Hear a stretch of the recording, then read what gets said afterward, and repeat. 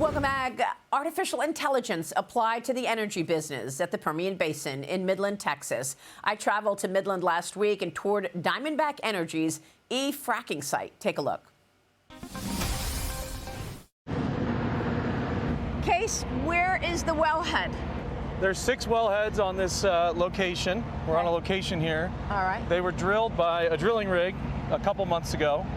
And now these 6 wellheads are anywhere from 7 to 10,000 feet down in the ground, and then they go horizontally so that we're in the pay zone where the oil is, and our engineers can hit a 20-foot window for 18,000 feet perfectly in the pay zones.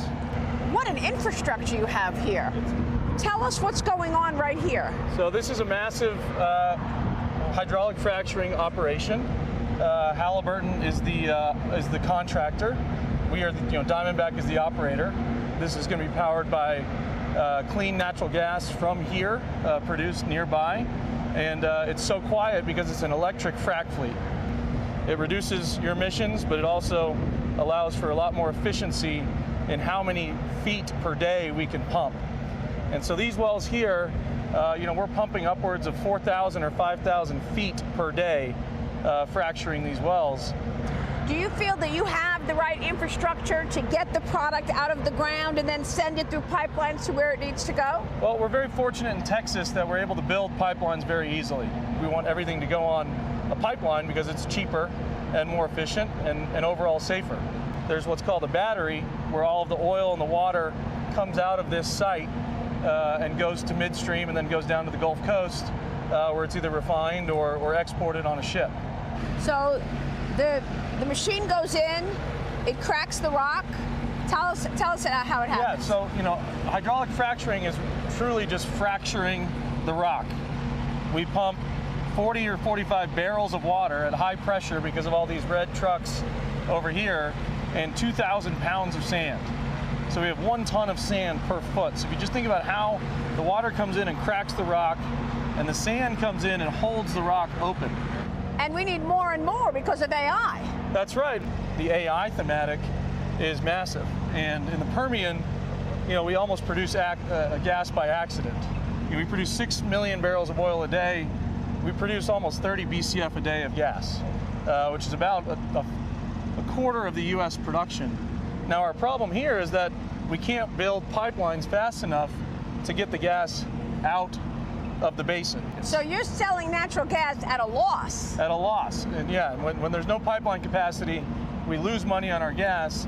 And so all the operators have tried to get together to build more midstream. But I think another leg of that wave is the power wave. Let's convert more of our gas to electrons.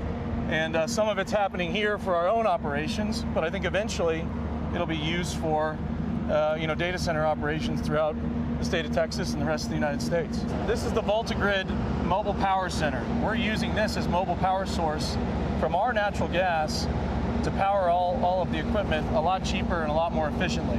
This is what's going to be powering all these data centers until big gas plants are built. So it's not oil that powers electricity, it's natural gas? Primarily natural gas, particularly in the United States. You have nuclear, natural gas, and then obviously solar and wind on the renewable side. And a lot of our oil actually gets exported to our allies across the world. A lot to Europe, because each barrel of oil has a different signature for different types of refineries around the world.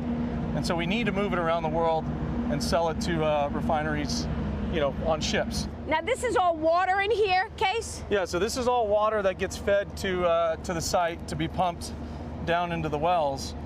This site alone will have about 250,000 barrels of water come through it a day. We've now learned how to use all of our produced water. So we're recycling the water so that the farmers and the farmland can use fresh water. And so now what we do is we have a local sand mine about 5 miles from here. They drop their sand off right over there in the belly dump. It goes up the conveyor belt and then drop it here to go connect with the water and some chemicals and be pumped down hole.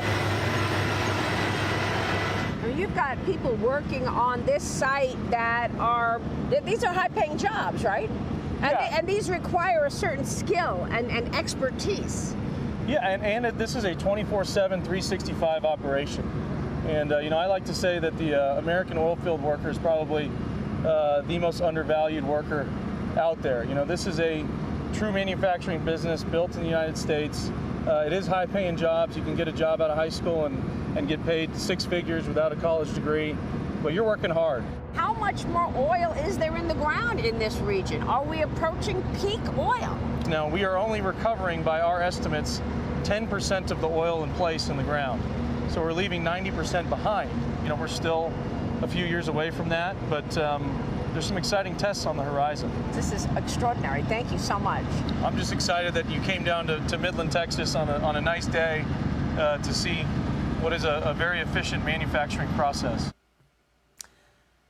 And my thanks to Kees van Haft, the CEO of Diamondback Energy. Mark, we had a great couple of days there in the Permian Basin, and I was able to understand better the process of extracting that oil and gas, arguably one of the most, if not the most important natural resource this country has. Without a doubt, and especially with like Venezuela, Iran, Russia all being unstable, I mean, the fact that we have access to this shale opportunity, that's a huge geopolitical advantage for us.